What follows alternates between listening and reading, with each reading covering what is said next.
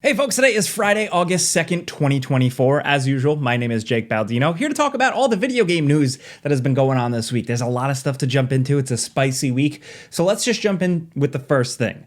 Some changes, some tides shifting at PlayStation. It seems like a new studio is being formed for a new first-party Sony title, but with that comes significant and unfortunate changes with Bungie. Bungie, of course, as you probably know, like the makers of the original Halo games, and of course Destiny, was acquired by PlayStation, of course, some time ago, and now comes the announcement that they have laid off 220 employees, with an additional significant chunk of employees being rolled into a new studio, taking something that they were internally working on, like a new game in Bungie, that's being rolled into a new studio to create this as a new first-party game. Now, with that, of course, there's always going to be headlines and people excited about a new potential game in the works, especially from some veterans at Bungie. But my bigger question is, what's going on with Bungie? Of course, they've had layoffs in the past, but this is a very significant chunk of their team. So after the layoffs from last year and now this, they're at about 850 people, it's estimated, a reduction, to quote friend of the show, SkillUp, a reduction of about 40% of the workforce. So a shitty situation for people to lose their jobs, but also what's going to happen with Bungie? Is there really going to be a Destiny 3 at this point? We don't know. With this team significantly downsizing like that, anything can happen. They're also, of course, working on Marathon, the multiplayer extraction shooter. They've been on that for some time, but how's that going to shake out? Are they going to put all their chips in that next, moving forward? We don't know, but also Jeff Grubb from Giant Bomb and GamesBeat, of course, from the past, has been speculating on social media, saying that the plan is to eventually have Bungie just kind of absorbed into being another auxiliary studio for Sony, not necessarily being its own independent thing, working on their own projects owned by Sony. It's going to be more brought in under the umbrella.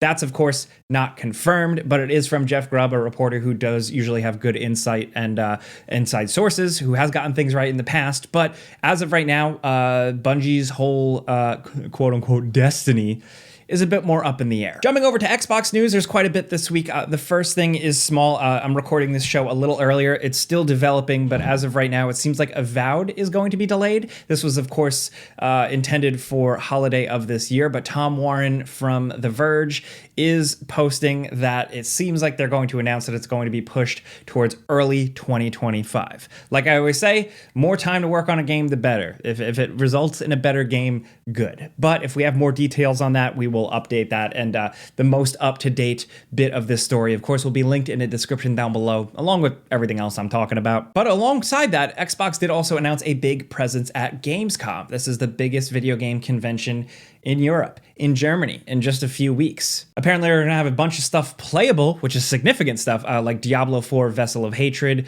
Age of Mythology Retold, and then they're going to be showing off presentations and gameplay of Avowed, Indiana Jones, and the Starfield expansion, Shattered Space. So if you've been waiting for info on that, there you go. But also, just as a quick soapbox real quick, I'm going to be at Gamescom. My first time ever.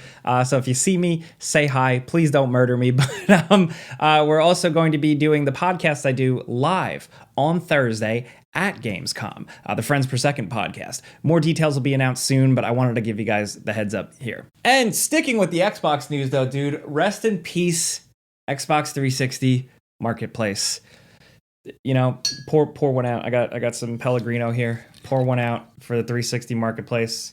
You will be missed. I spent a lot of money on that damn thing. Now my pants are wet. Why did I do that? The last few weeks were people's last chances to buy some games on this digital marketplace. Now it's shut, and hundreds of games are no longer available. To quote one of my favorite organizations, the Video Game History Foundation, they said, and I quote, "Today, the Xbox 360 Marketplace shuts down for good, taking hundreds of games and DLC off the market with no legal way to access them. We're working to fix current copyright law for game preservation, but for now, we figured a cake wouldn't hurt." And they posted a picture of an awesome, silly cake with Master Chief. That's why those organizations are important, so I wanted to highlight that. But along with that, I think it's also worth mentioning Acursed Farms, who has also been fighting the good fight out there for game preservation and stuff like that, running stopkillinggames.com. We've talked about them in the past, but I wanted to link their most recent video where they are pushing a EU initiative. This proposal, Stop Destroying Video Games, is essentially the biggest push for citizens in Europe, essentially, to get better consumer protections. Essentially, and I will link this in the description down below, you can read it and you can sign it if you are an EU citizen. It's essentially to push publishers to allow games to not just die on the vine. After a developer stops supporting a game, that game shouldn't just disappear forever. And I quote, "This initiative calls to require publishers that sell or license video games to consumers in the European Union to leave said video games in a functional, playable state." Of course, we've all heard the stories of games suddenly no longer being accessible because you had to connect to a server or something like that, even just to access a single player game. It's a damn shame, and this is out here to hopefully try and change things, at least in Europe, and then maybe have a ripple effect with the rest of the world. As of right now, we don't know if it's going to pass. I don't really know too much about how this process works, but it is vetted. It does at least check out. But again, you can read up on it. You can sign it if you're a European citizen. So I implore you to do your research and check this out. This, in my opinion, in the world of video games and consumer protection, is the stuff worth fighting for. Next up, jumping over here to talk about subscription services. We're all signed up to stuff, possibly too many, and I'm a mess, and I often lose track of what I've subscribed to until suddenly I look and go, oh man, that $2 a month that you thought was fine, after a while you realize you haven't even been taking advantage of whatever you signed up for. That stuff adds up, and thankfully our sponsor, Rocket Money, can help out with that. Rocket Money is the all-in-one finance platform that helps you save more and spend less. No joke, I've been using Rocket Money for like 2 years now to keep on track of my finances. But one of their biggest features, of course, involves subscriptions. So not only can Rocket Money look at and identify and show you at a glance everything you're subscribed to, but they can also cancel them for you. With the push of a button, you can cancel a subscription without having to talk to anyone on the phone. I love that. But Rocket Money has a bunch of other features. You can monitor your credit. They also have some great budgeting tools so you can create your own custom budget, but also set notifications so you know not to go over your limits. With all that, Rocket Money just helps you fine-tune your financial life. It keeps you accountable, it keeps you honest. I have it on my phone, I check it nearly constantly. Believe it or not, Rocket Money has helped save its customers up to $740 a year when they use all the features, with over $500 million in canceled subscriptions. So to save more and spend less, join the 5 million members using Rocket Money today. Just go to rocketmoney.com/gameranx or click the link in the description down below to get started for free and then access even more features with premium. Once again, that's rocketmoney.com/gameranx to get started for free. And big thanks to Rocket Money for sponsoring this video. Jumping on over to something we often talk about, which is just pretty shiny, fun graphics. Check this out. This is a Witcher sequel, like a Witcher 4, or in their case, Witcher 5 sequel concept. It's just a visual thing here, but this is from Cianti Design, who we've talked about in the past. We've shared their work. This is just a really cool video. It's quote unquote Unreal Engine 5.4, flexing lumen, nanite, all that good tech, all the environmental stuff, the lighting stuff here,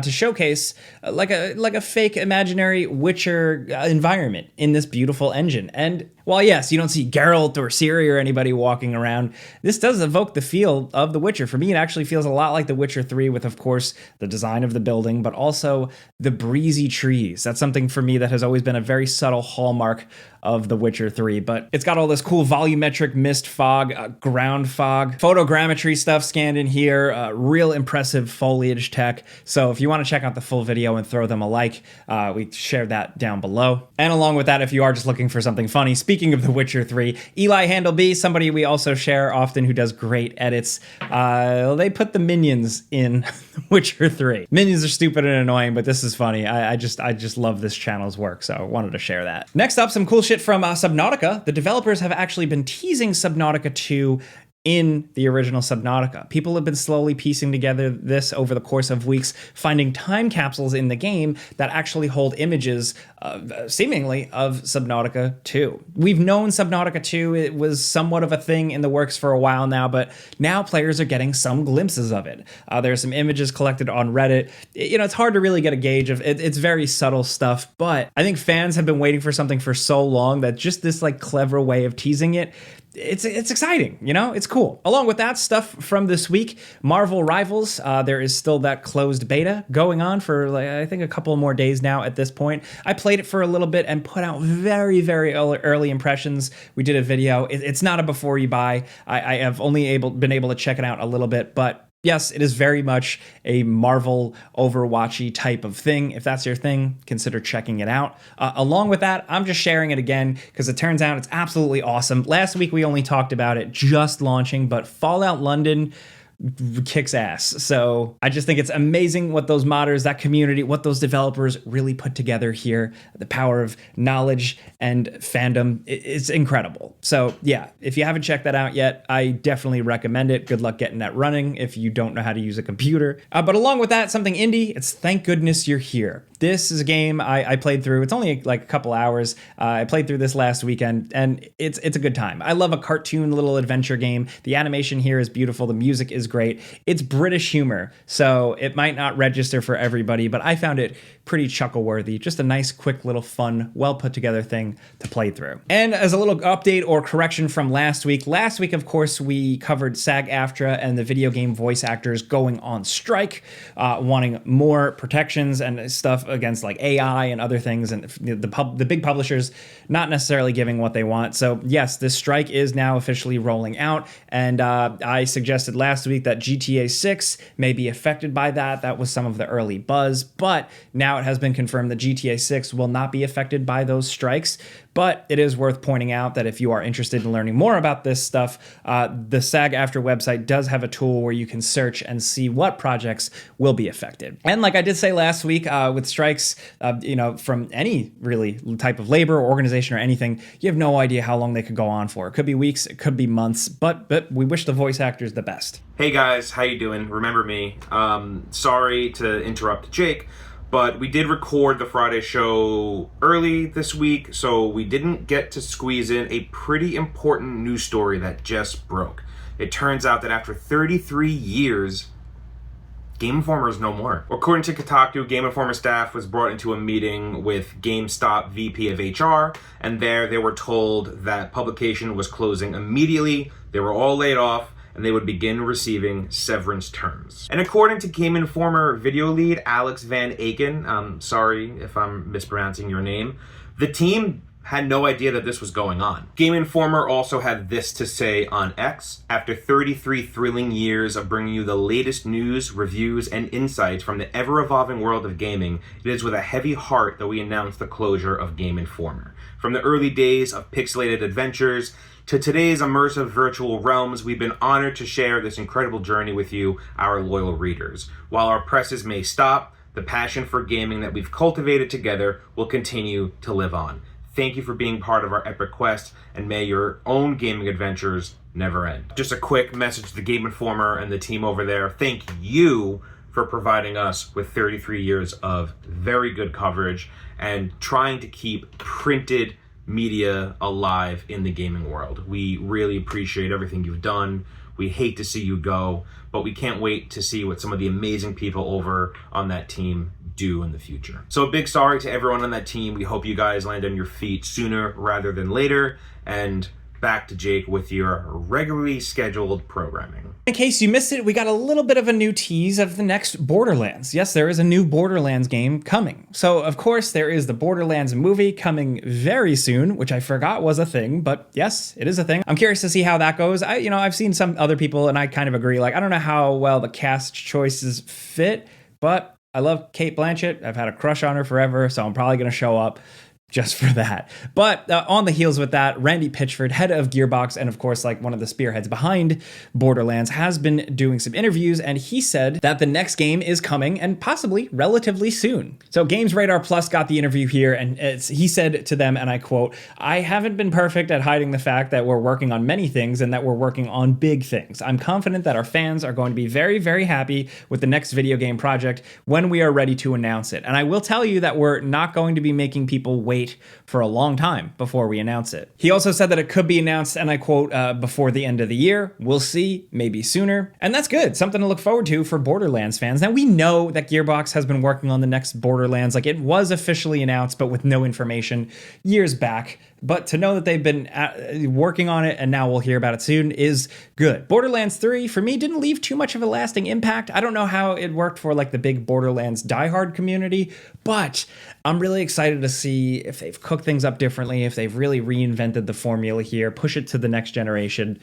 So hopefully we do hear something soon. But that's what I'm going to leave you with this week. Thank you for watching this long. One last thing I do want to say is that I've been making videos with gameranx now officially for 10 years as of like yesterday. So if you've been watching that whole time when I just jumped in fresh baby-faced with the video, or if you've only been watching for a week, thank you. It's not all just me, of course. It's like so many other people behind the scenes. I'm just a cog in this machine. But from the Before You Buy videos I started back in the day to the Friday show to everything, thank you for watching. From me for 10 years, of course, but from all of us here. Onward and upward to another 10 years. We'll see how that goes. I'm going to be like, hey folks, today is Friday of 20 million. I don't know where I'm going with that, but thank you for watching. So let's talk about the news. Let me know what you think about the Bungie layoffs and where essentially Bungie could be in the future, what that offshoot team may be working on, the stuff going on with the European Union proposal for protecting video games, to the Xbox marketplace shutting down, to Gamescom expectations. Let's talk anything gaming down in the comments. I'd love to hear from you directly, but of course, if you want to yell at me directly, you can find me on Twitter, Instagram, and YouTube. Just look up Jake Baldino. But thank you guys for being here every Friday. Hopefully we got you caught up on the news real quick. Clicking the like button does help us. Thank you. I'm here every Friday. I'll never miss a week. Thank you for watching. Have a good weekend. Be safe. And you know the drill. Pizza's on me. See ya.